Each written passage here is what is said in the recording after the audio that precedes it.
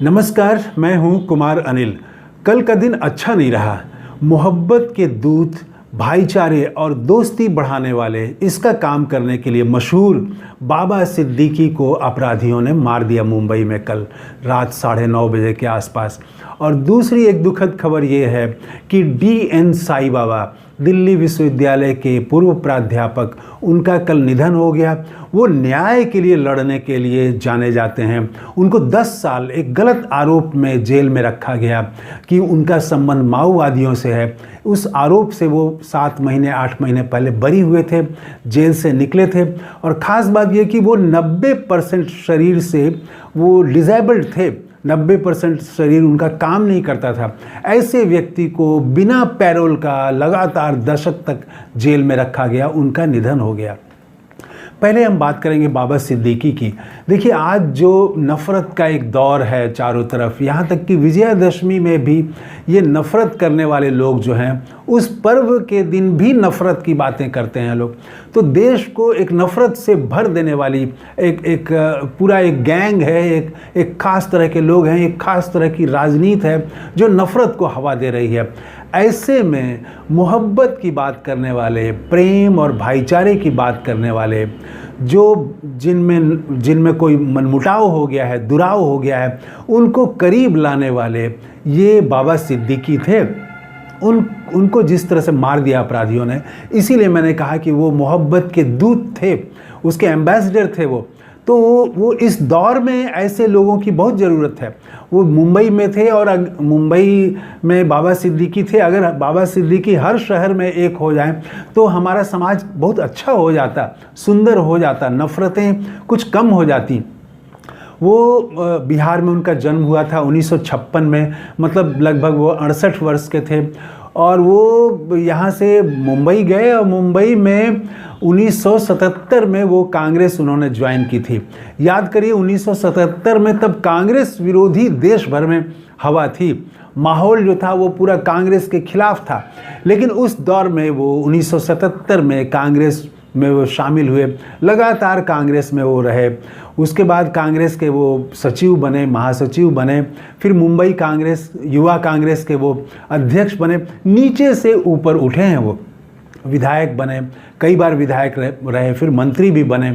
तो राजनीतिक दलों से, कांग्रेस से उनका बहुत पुराना रिश्ता रहा है 1977 से।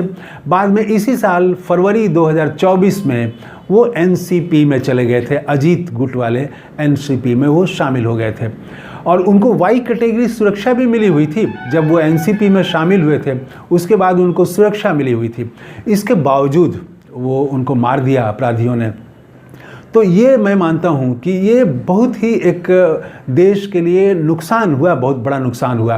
और बॉलीवुड की में तो वो लोकप्रिय थे ही। मैं एक घटना का जिक्र ज़रूर करूँगा कि सलमान खान और शाहरुख खान में, दोनों में 5 साल तक बातचीत बंद थी, दोनों में अनबन थी, दोनों एक दूसरे को देखना नहीं पसंद करते थे। उन दोनों को उन्होंने अपने रमज़ान में इफ्तार पार्टी में गले लगवा दिया था। तो वो अपनी इफ्तार पार्टी के लिए भी जाने जाते थे। उनकी इफ्तार पार्टी में बॉलीवुड के तमाम बड़े दिग्गज कलाकार आते थे।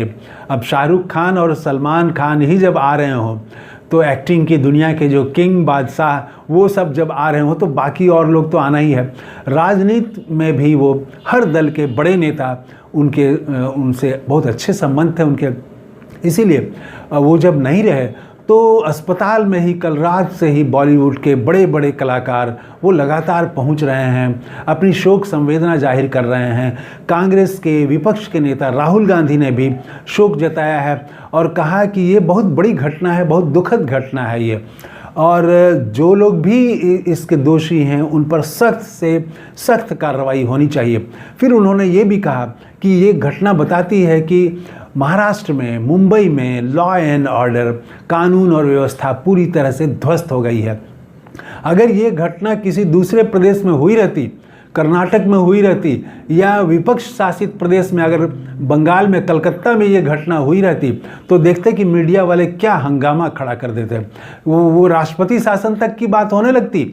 जंगल राज तो हो ही जाता, लेकिन मुंबई में कोई मीडिया वाले, कोई वो पत्रकार जो हैं वो जंगल राज नहीं कर रहे हैं और न राष्ट्रपति शासन लगाने की बात कर रहे हैं। तो ये तो बांट दिया गया है संवेदनाओं को भी, जिस तरह से राजनीति के आधार पर संवेदनाएं लोग जाहिर करते हैं, ये तो बहुत गलत हुआ है। ये नफ़रत के दौर में, इसीलिए मैंने कहा कि वो शांति के, भाईचारे के, दोस्ती के प्रतीक बन गए थे। और अपनी इफ्तार पार्टी, 2 चीज़ों के लिए वो जाने जाते थे, लोगों को मिलाने, लोगों को जोड़ने के लिए, और इफ्तार पार्टी में भाईचारे और सबको मिल बैठ करके प्रेम बांटने। ये 2 उनकी खास पहचान थी। ऐसे व्यक्ति का जाना सचमुच में देश का एक नुकसान है और समाज का एक नुकसान है।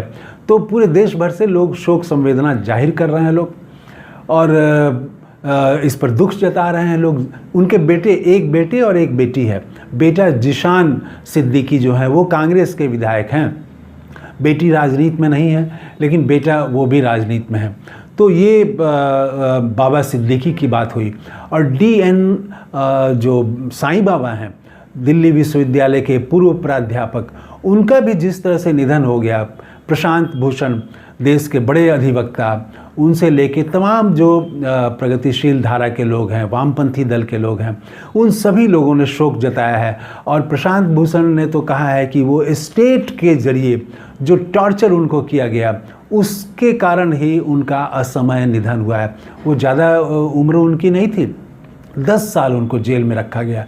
दीपांकर भट्टाचार्य माले के महासचिव हैं, उन्होंने कहा कि इसी देश में एक दुष्कर्म के आरोपी नहीं, मतलब वो सजा याफ्ता को बार बार पैरोल दिया जाता है, और DN साईं बाबा को जेल में रखा गया, पैरोल नहीं दिया गया। उनकी माँ का भी देहांत हो गया जब वो जेल में थे, तो मिलने का भी अवसर नहीं मिला। तो ये उनके साथ जो भेदभाव किया गया, उनको जेल में प्रताड़ित किया गया, अपमानित किया गया, तो इसके वजह से, और वैसे भी वो 90% शरीर तो उनका काम नहीं कर रहा था, तो इस स्थिति में उनको बहुत दवा की, इलाज की ज़रूरत थी, जो लगातार जेल में रहने से वो सब चीज़ क्रम टूट गया। और जेल से छूटने के सिर्फ 7 महीने के बाद कल अस्पताल में, कल रात उनका निधन हो गया। तो ये 2 दुखद खबरें हैं। और इसी के साथ ही इस वीडियो में इतना ही। थैंक यू, धन्यवाद, जय हिंद।